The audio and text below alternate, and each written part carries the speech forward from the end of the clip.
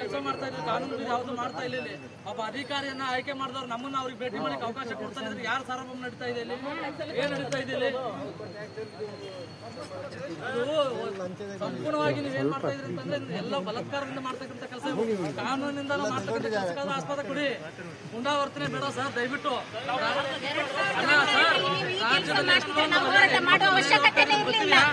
ಇಲ್ಲಿ ಇಡೀ ಕೇಸ್ ಮುಚ್ಚಾಕಿದ ನೀವೇ. ಯಾರು ಘೋಷಣೆ ಯಾಕೆಂದ್ರೆ ಅದು ಮಾಡ್ಲಿಕ್ಕೆ ಇವರು ಹೊರಟಿದ್ದಾರೆ. ನಾವು ಯಾರಾದ್ರೂ ಇಲ್ಲಿ ಘೋಷಣೆ ಧಿಕ್ಕಾರ ಕೂಗಿದ್ರೆ ಅದನ್ನು ಹೋರಾಟ ಅಂತ ಎನಿಸಿ ಇವರು ಇಲ್ಲಿ ಕಾನೂನಾತ್ಮಕವಾಗಿ ಕೇಸ್ ಅಂತ ಮಾಡಲಿಕ್ಕೆ ಹೊರಟಿದ್ದಾರೆ. ನಾವು ಸೈಲೆಂಟ್ ಆಗಿ ಮನವಿ ಕೊಡ್ಲಿಕ್ಕೆ ಬಂದದ್ದು, ನಾವು ಸೈಲೆಂಟ್ ಆಗಿ ಮನವಿ ಕೊಡುವ. ಇದನ್ನು ಇವರೀಗ ಉದ್ದೇಶ ಪೂರ್ವಕ ಮಾಡಿಕ್ಕೆ ಇನ್ಸ್ಪೆಕ್ಟರ್ ಹೊರಟಿದ್ದಾರೆ. ಅವರೀಗ ನಿಲ್ಲಿಸುವಾಗ ನಾವು ಇಲ್ಲಿ ಗಲಾಟೆ ಮಾಡಬೇಕು, ನಾವು ಧಿಕ್ಕಾರ ಕೂಗಬೇಕು. ಆಗ ಅವರು ಅಲ್ಲಿ ಹೋರಾಟ ಮಾಡಿದ್ರು, ಅವರು ಗಲಾಟೆ ಮಾಡಿದ್ರು ಅಂತ ಕೇಸ್ ಹಾಕಿ ಹೊರಟಿದ್ದಾರೆ. ದಯಮಾಡಿ ನಾವು ಸಮಯದಲ್ಲಿರುವ ತಹಶೀಲ್ದಾರರ ಕಚೇರಿಗೆ ನಾವು ಬಂದಿದ್ದೇವೆ. ತಹಶೀಲ್ದಾರ್ ಹೊರಗೆ ಬಂದು ಮನವಿ ತಗೊಳ್ಳೋ ತನಕ ನಾವು ಇಲ್ಲಿ ಕೂತ್ಕೊಳ್ಳುವ.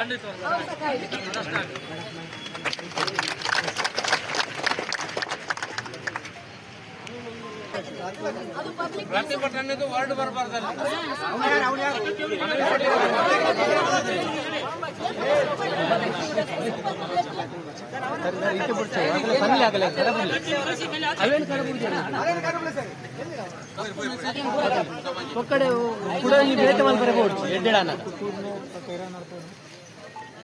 ಕಾನೂನು ಬಾಹಿರ ಗುಂಪಾಗಿ ಪರಿಣಮಿಸಿ ತಮ್ಮ ಮೇಲೆ ಪ್ರಕರಣ ದಾಖಲಾಗುವುದು. ಅದಕ್ಕಾಗಿ ತಾವು ಇಲ್ಲಿಂದ ಚೆದರಿ ಹೋಗಬೇಕು. ತಮಗೆ ನಾವು ಈ ಮೂಲಕ ಕೇಳ್ಕೊತಾ ಇದ್ದೇವೆ. ತಮಗೆ ಯಾವುದೇ ಅನುಮತಿಯನ್ನು ಪೊಲೀಸ್ ಇಲಾಖೆ ಕೊಟ್ಟಿಲ್ಲ ಮತ್ತು ನೀವು ಮಾಡಲಿಕ್ಕೆ ನಿರಾಕರಿಸಿ ಇದೆ. ಆದರೂ ಕೂಡ ತಾವು ಕೇಳಿದ್ರೆ ಇದು ಅನ್ಲಾಫುಲ್ ಅಸೆಂಬ್ಲಿ ಆಗುತ್ತೆ. ತಮ್ಮನ್ನ ನಾವು ಪ್ರಕರಣ ದಾಖಲು ಮಾಡಬೇಕಾಗುತ್ತೆ. ಅದಕ್ಕೆ ಇಲ್ಲಿ ಯಾರು ನಿಂತ್ಕೋಬಾರ್ದು, ಎಲ್ಲರೂ ಚೆದರಬೇಕು. ಇಲ್ಲಾಂದ್ರೆ ಮುಂದಿನ ಕಾರ್ಯವಾಹಿ ಶುರು ಆಗುತ್ತೆ. ಮನವಿ ಕೊಡ್ಲಿಕ್ಕೆ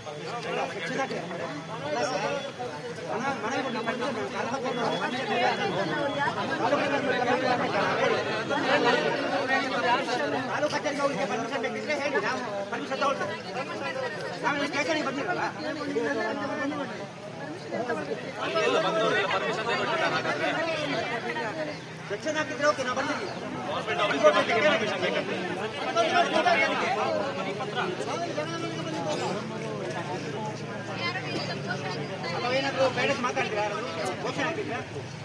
ತಾಲೂಕು ಕಚೇರಿಗೆ ತಹಶೀಲ್ದಾರಿಗೆ ಮನವಿ ನೀಡಬೇಕು.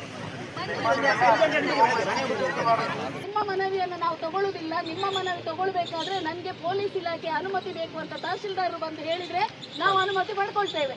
ತಹಶೀಲ್ದಾರರು ಬಂದು ಹೇಳಿ, ನನಗೆ ಯಾವುದೇ ಒಂದು ಮನವಿ ಕೊಡಬೇಕಾದ್ರೆ ಬೆಳ್ತಂಗಡಿ ಠಾಣೆ ಇನ್ಸ್ಪೆಕ್ಟರ್ ಹತ್ರ ಪರ್ಮಿಷನ್ ತಗೊಳ್ಳದೆ ಈ ಕಚೇರಿಗೆ ಬರಬಾರ್ದು ಅಂತ ತಹಶೀಲ್ದಾರರು ಬಂದು ಹೇಳಿದ್ರೆ ನಾವು ಒಪ್ತೇವೆ. ಮತ್ತೆ ಯಾರು ಬಂದು ಹೇಳಿದ್ರೆ ನಾವು ಒಪ್ಪುದಿಲ್ಲ. ಇಲ್ಲೇನು ಆದೇಶ ಮಾಡಬೇಕಾದ್ರೆ ಅವ್ರು ಮಾಡಬೇಕು. ಅವರ ಆದೇಶ ಇಲ್ಲದೆ ಪೊಲೀಸ್ ಇಲಾಖೆ ಅವರು ಏನು ಮಾಡೋದಿಲ್ಲ. ಅವರು ಹೇಳಿ ಬೇಕಾದ್ರೆ ಕಾನೂನಾತ್ಮಕವಾಗಿ ಅವರನ್ನು ಕೊಂಡೋಗಿ ಕೇಸ್ ಹಾಕಿ ಅಂದ್ರೆ ತಹಶೀಲ್ದಾರ್ ಆದೇಶ ಇಲ್ಲದೆ ಇಲ್ಲೇನು ಮಾಡೋದಿಲ್ಲ.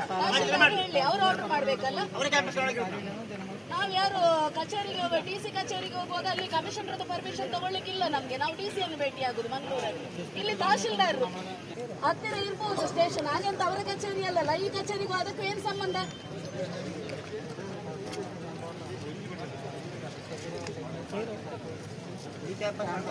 ಆದೇಶ ಇಲ್ಲದೆ ಏನು ಮಾಡಬೇಕು.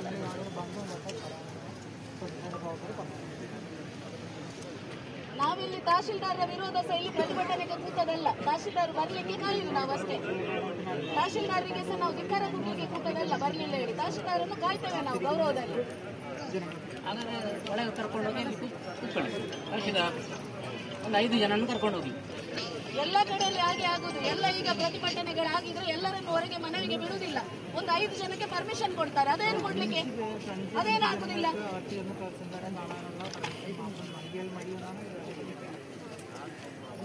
5 ಜನ ಕಳಿಸ್ಲಿ ಒಳಗೆ, ಮನವಿ ಕೊಡ್ಲಿಕ್ಕೆ ಮಾತ್ರ. ನಾವೆಲ್ಲ ಹೊರಗೆ ಹೋಗ್ತೀವಿ. ಹೊರಗೆ ಯಾಕೆ ಮನವಿ ಕೊಟ್ಟು ಬರುವ ತನಕ ಇಲ್ಲಿ ಕೂತು 5 ಜನಕ್ಕೆ ಒಳಗೆ 5 ಜನ ಹೋಗುದು, ಮತ್ತೆ 50 ಜನ ಹೋಗುದು. ಅದಕ್ಕೆ ಇವತ್ತು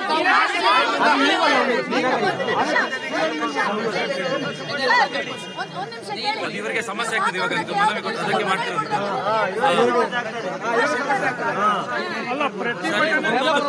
ಏನಿಲ್ಲ ಸರ್, ಮನವಿ ಕೊಟ್ಟರೆ ನೀವು ಹೀಗೆ ಮಾಡ್ತೀರಾ?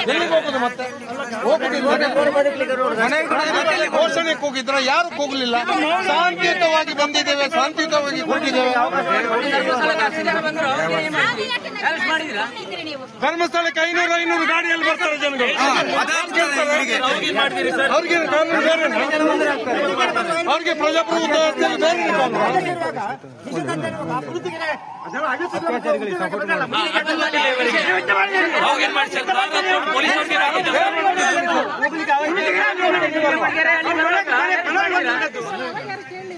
ಧಮಕಿ ಕೊಟ್ಟು ಬರ್ತಾರೆ ಪೊಲೀಸ್ ಕರಾವಳಿ.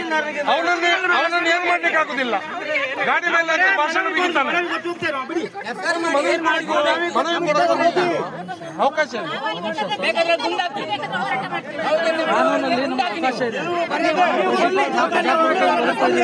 ಯಾರ್ದು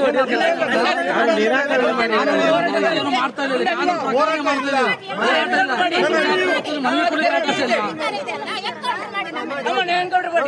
ಹೋರಾಟ ಮಾಡಲ್ಲ, ಯಾರು ನ್ಯಾಯ ಕೇಳಲ್ಲ.